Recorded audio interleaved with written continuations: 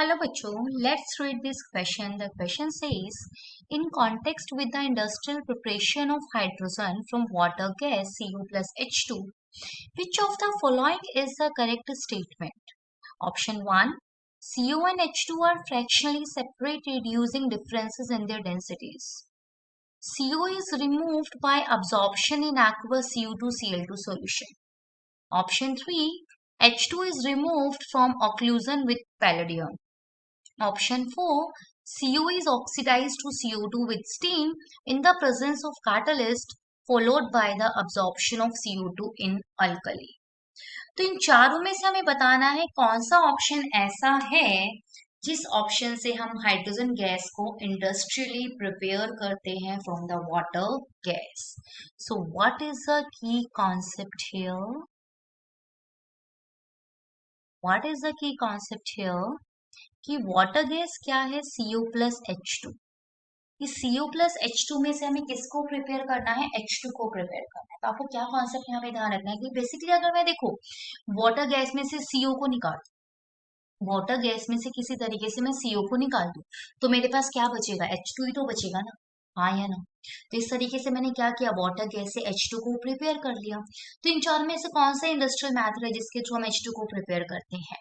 तो ध्यान दीजिए जरा, हम क्या करते हैं, हम CO को हम बेसिकली इस वाटर गैस के मिक्सचर से स्टीम को पास कराते हैं. हाई टेम्परेचर होता है, साथ में हम कैटलिस्ट भी यूज करते हैं Fe2O3 या फिर Cr2O3. इन दोनों में से आप कोई भी कैटलिस्ट यूज कर सकते हो.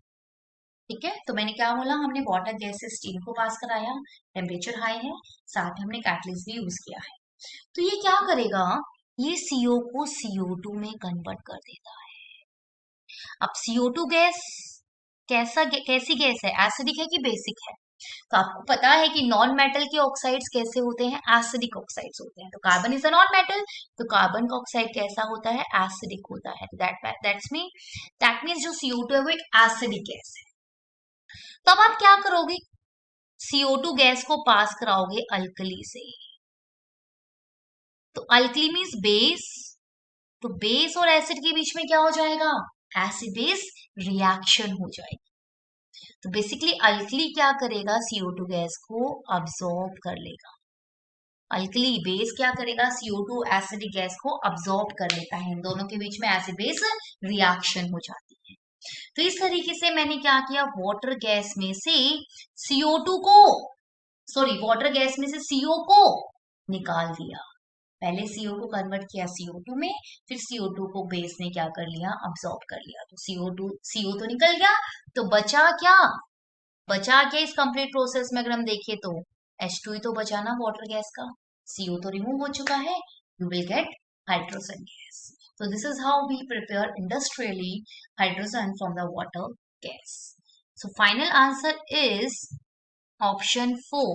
CO is oxidized to CO2 with steam in the presence of a catalyst followed by the absorption of CO2 in alkali.